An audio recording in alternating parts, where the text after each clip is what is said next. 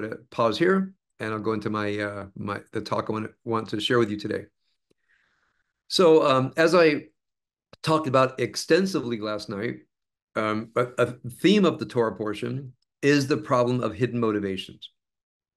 So the angel is able to see in our Torah portion, you might say, the hidden motivations, the hidden intentions of Balaam that he himself can't even see. And this leads to me to a really interesting philosophical question about human consciousness. What is it in human consciousness where something happens where you say to yourself, I have to be honest with myself. I'm lying to myself. I'm lying to other people. Now, let's say your whole life you've been living a lie. Your whole life you've been deceiving and maybe not even aware of how much you were deceiving yourself because you were giving yourself a pass. And one day, the fullness of your deception comes upon you, and it can be a life-changing moment. It can be a shame-inducing moment that you realize you've been telling a story to yourself and living according to your story, which is one reason I believe that people actually resist a moment of coming. Now, in that moment of coming clean, it's as if the true self, the authentic self, is brought out. And this is a very, very slippery idea to talk about.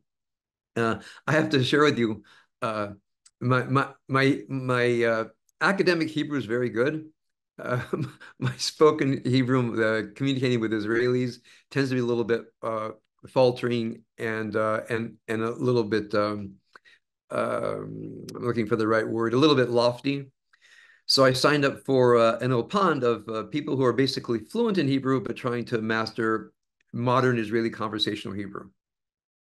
So I take the assessment test. They say, okay, you're basically fluent. You are in the purple gang, the highest level. I said, thank you very much. And they said, now let me tell you about our program. And the interviewer said, we want you to be able to discuss your authentic self. We want you to be able to discuss your truth. I really had to hold myself back. I said, wait a minute. You 30-something-year-old teachers, not only are you going to improve my Hebrew, you're going to help me find my authentic, true self and communicate. And I didn't say anything. That sounds really wonderful, but I'll be able to express my inner truth and my authentic self. I went along with it. I didn't want to make trouble the first day. Happened to be a lovely group of people. I went down to meet them. Truly, truly beautiful people. But the idea that a person at a given moment in life can, as it were, first of all, know their authentic self. And by that, I mean something like this. That the unconscious ego self is, of course, driven by narratives. And the narratives want to create a stable ego position. Now, the stable ego position can be one of a victim. It can be one of having been wronged. It can be a story of guilt, of shame, or anger and resentment, which, as you know, is the reason I don't like to use the word ego, as in my ego got in my way, meaning I was too aggressive, being too dominant, because sometimes what gets in our way is not ego as aggression, but ego as in guilt, ego as in shame, as in victimhood. I like to call this the unconscious ego self.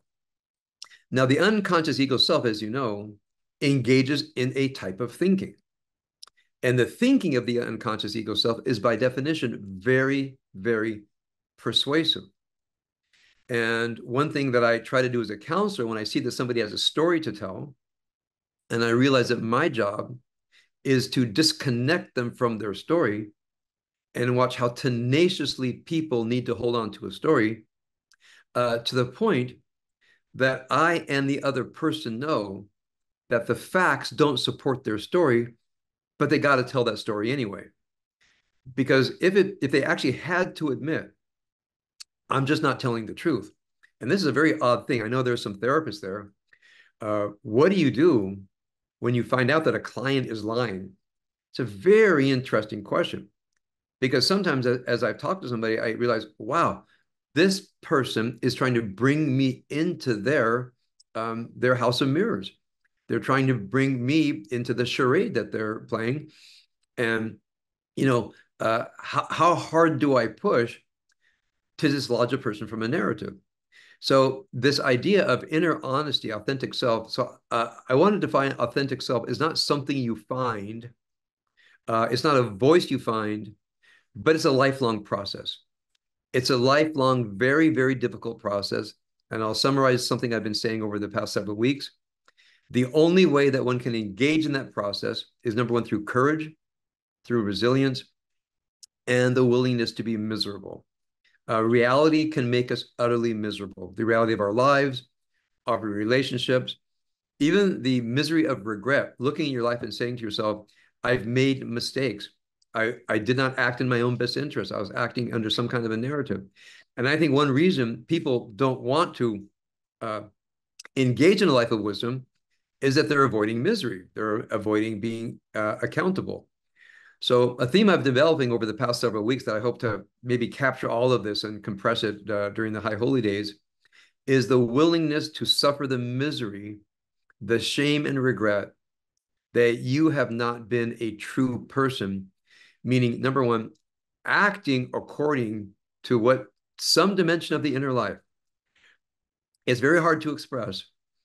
It's not the unconscious ego self, it's something, as it were, above the unconscious ego self that is saying to the unconscious ego self, you have to stop lying. So some mix of spirit, meaning some kind of knowledge, and soul, some drive to be truthful, that develop in such a way that the deceptions of the unconscious ego self are no longer tolerable. Now, let's think about this for a moment. We all can remember parts of ourselves where we weren't being, as it were, people of truth, uh, knowing what's happening inside of us when the knowledge was theoretically available. Even if we did know, we weren't being forthright with that. We had some kind of game, some kind of plan going on. And there's a moment of transformation. So my first question is, how does that happen? What happens inside a person? I'm going to say in the upper reaches of the what Assagioli calls the unconscious higher self. What a fascinating idea. Roberto Assagioli has a conception of the higher self, but he says that the unconscious higher self, because if it were conscious, you'll forgive the harshness of this. If it were conscious, you'd stop lying. So there is a higher self that the unconscious ego self pushes into, you might call some kind of unconsciousness, because the so-called unconscious ego self can't stand that truth. Now, these words become very slippery, so I want to take a moment to define them. What I'm going to call our conscious mind, the flow state with which we go through life, that ideally I like to call the A state. This is ideal. Again, it's an ideal we should achieve. It's not our natural default position. In this A state, we are accountable, which means we stand for the truth about ourselves, about reality, about other people. And even if it's not in our best interest, which might be some definition of honor, speaking and acting in a way that is not in our best interest is the interest of the truth, or if you're very religiously oriented, it's in the interest of God. I'm not for in this accountable part of the A state. It's a position where when you realize that you're not being honorable, meaning your ego interests come first, you give up the game, and as it were, the voice in the further reaches of what Assagioli calls the unconscious higher self, it becomes conscious. So we're first of all accountable. Second thing, in this what I call this ideal A state, we're aware of what's going on around us, meaning we're not channeling everything through a narrative. We're actually aware of the truth of things, and we stop trying to be the narrator of our reality, but actually live in reality. And again, it's very difficult because, you know, as human beings, as we live in reality, our feelings, our emotions, our thoughts are constantly so a person says, well, I felt a certain way. And of course, a person who's aware can say, well, the feelings don't create reality. The fact that you felt something didn't mean that the feelings referred to something that we're going to call real. So I think in this ideal A state, we're aware of reality and not only aware of our feelings, our emotions, but we are reality based. I'll call that awareness. The third part of what I call this ideal A state is attuned. That at given moments, there's something in the environment that calls out the best of us. So when I say attuned, I mean it in a very moral sense. That something needs you to be honorable, something needs you to be empathetic, something needs you to be wise. So whatever the unconscious ego self is doing, it's as if there's a higher part of us that says, drop the narrative, be attuned to what your duty is right now, what is required of you. Goes back to our Haftarah. Micah says, what does God require of us? So in that attuned part of consciousness, you're attuned to what is required of you in that moment. Sometimes we're required to stop being angry and resentful. Sometimes you're required to stop being fearful. Sometimes you're required to stop being deceitful. I mean, we don't know what the moment requires, but if you're accountable, if you're aware, and you're attuned, it's as if each moment can present us with some kind of moral or spiritual duty if we are able to be attuned. And just to fill out my ideal A state, and by the way, it's not my term. Many people use the term A state. I'm just giving you my version of the A state. The fourth one is adaptive. So in my ideal A state, I am accountable, I'm aware, I'm attuned, and I'm adaptive. Meaning I can adapt myself to the truth of the moment. There are many moments in life where things were happening and I felt myself really confused, not sure what to do, because you might say some ego self stability wanted things to stay the same when they shifted. And I have to be able to shift ideally. If I want to be an honorable moral agent in the world, I have to be able to shift, which means that whatever I think things are, they might be something else. I think the times in my life when I've actually made a spontaneous difference is because I was able to shift my consciousness, adapt to the situation, be attuned to something, and have the wisdom to do or say the right thing. So I'll call these the four dimensions of the A state. This is in the book that I finished last year.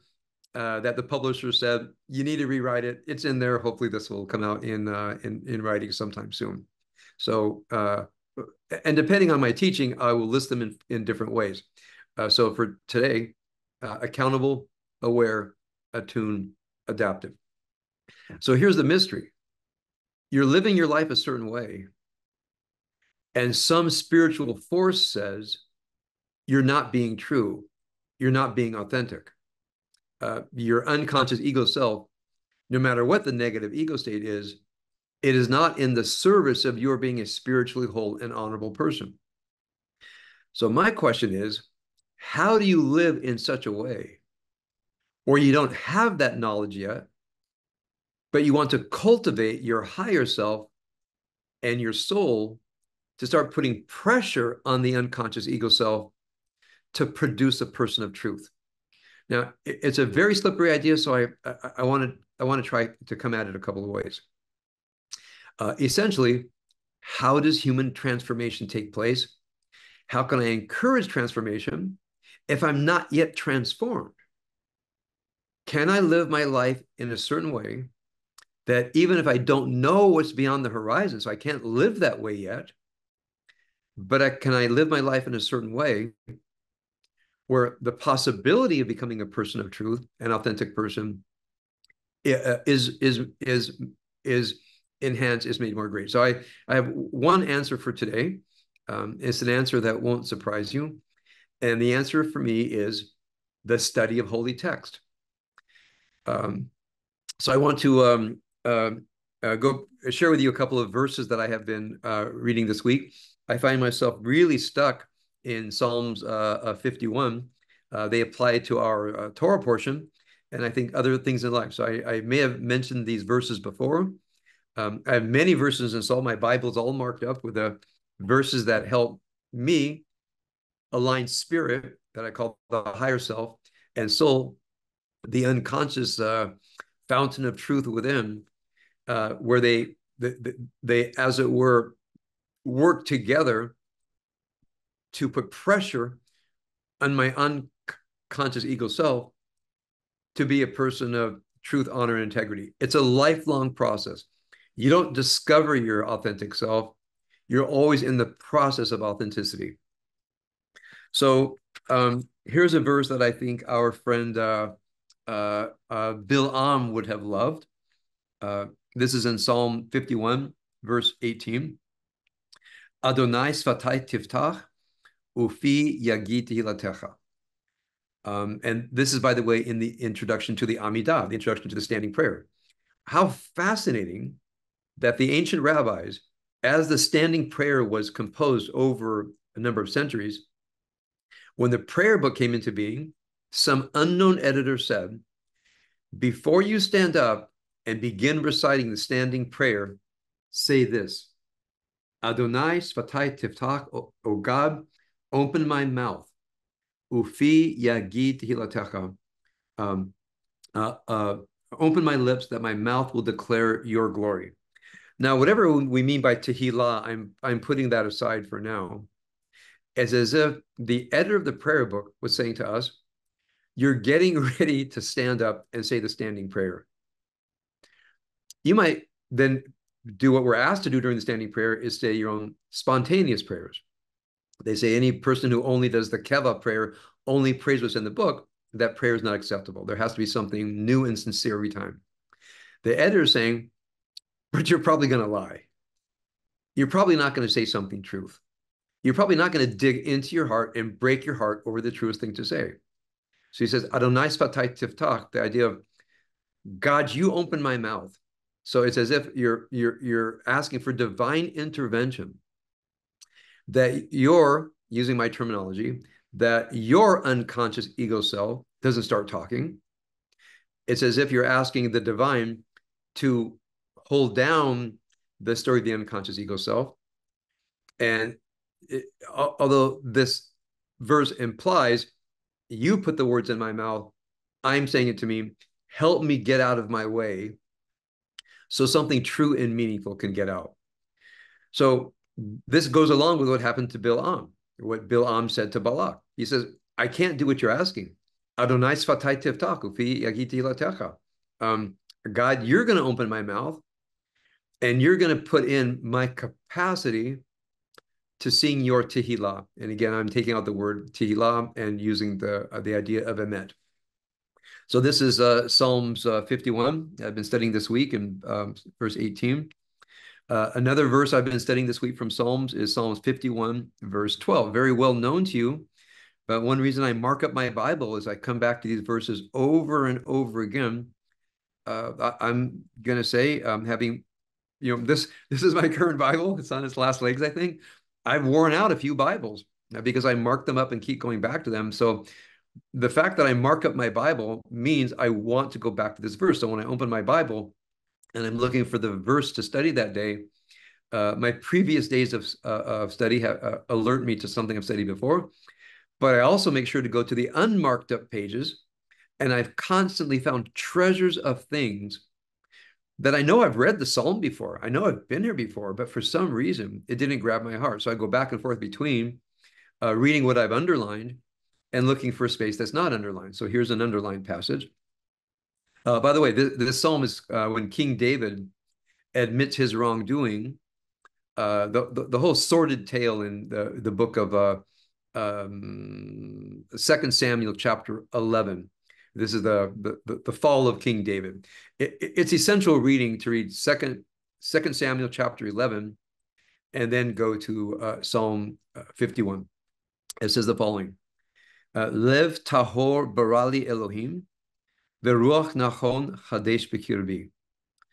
A pure heart create for me, Elohim, and a steadfast spirit renew within me. Now, the fact that the author of the psalm, and it actually might indeed be King David, that the author of the psalm uses the word bara. Now, there are a few ways to say to create something. More normal would be to say aseh, to do or make, or litzor, to shape or form. Bara takes us back to the first sentence of the book of Genesis. It says, Bereshit bara Elohim, in the beginning of God's creating the heavens and the earth was tohu vavohu. When the author writes, Lev tahor barali Elohim, they're taking us right back to the beginning of Genesis. The context of the word bara, create, is tohu vavohu. Now, if you know the word bara in Hebrew, then it takes you back to Genesis 1. And if you know that bara happens in the context of tohu vavohu, you can really understand the depth of this poetic line, where a person discovers that inside of them there's this wasteland, there's this howling desert, there's unformed and void. You thought you had a steady, sturdy self, and you realize that underneath of it is tohu vabohu, an unformed wasteland. And then you turn to the divine and say, create for me a pure heart. The only person who can say that is a person who's discovered their impure heart. Only a brokenhearted person, and by the way, you see that I don't have time today to go through this, only a brokenhearted person can pray to God for a healed heart. So the good news is, if you want a pure heart, you have to be aware of the impurity of heart. If you want a whole heart, you have to know the brokenness of your heart. If you want a steadfast spirit, you have to be a witness to the unsturdiness of your spirit. So every word in this line in the book of Psalms chapter 51, verse 12, as we ask for these things, we're implying that we've gone through their opposite. So because many of you don't know Hebrew, I want you to be aware that when you read Psalm 51, verse 12, where it says, create for me a pure heart, is hearkening back to Genesis chapter 1, verse 1. It's using the exact same word of God creating the heavens and the earth. It's bringing up the context that the world was tohu vavohu, an unformed wasteland within. And so my final word today, I think those who gather here, I think one thing that connects us is something of at least a quasi-existentialist experience, where we were discovered the absurdity of life, trying to find meaning in this struggle, trying to understand why we're supposed to be resilient and see things through in a life that is objectively somewhat hostile when one tries to live a life of truth. So people have said to me, I say to myself, why bother? Why work so hard? Why be so resilient? It's tough. It's not easy. And one answer is because purity of heart is feasible.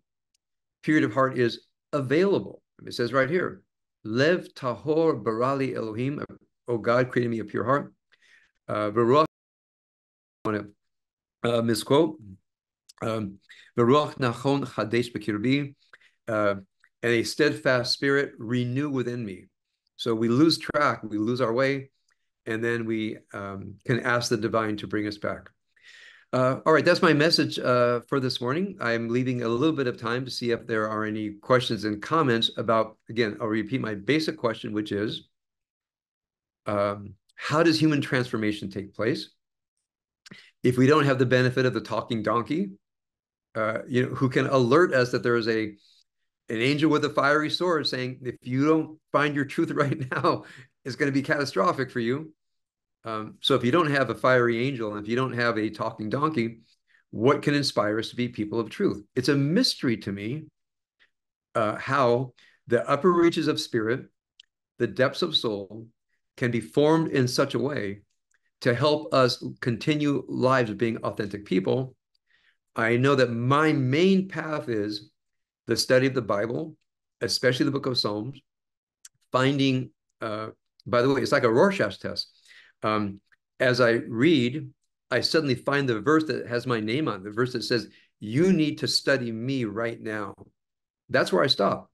That's my main spiritual practice, is studying Psalms, reading along, and waiting for the verse that, as it were, takes me by the lapels and says, "You need to look here." It's as if my upper reaches of spirit and depths of soul have stopped me and said, "Pay attention. This is essential to your becoming a person of truth."